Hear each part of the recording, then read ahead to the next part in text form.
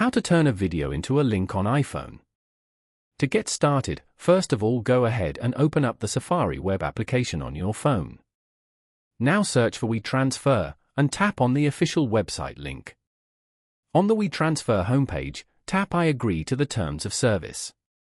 Here, tap the large plus icon to upload files. From the menu, tap Photo Library. The photo gallery opens, and now select the video you want to share. Give it a title. Tap Next. You can send via email or create a link. Here select Link and tap on Next. WeTransfer asks for an email address to verify the upload. Now type your email address. To complete the verification, provide the verification code. Then wait for a while to transfer the video file. Once the upload is complete and a unique download link is displayed. Now you can copy the link and share it with people. Following these simple steps, you can easily turn a video into a link on the iPhone.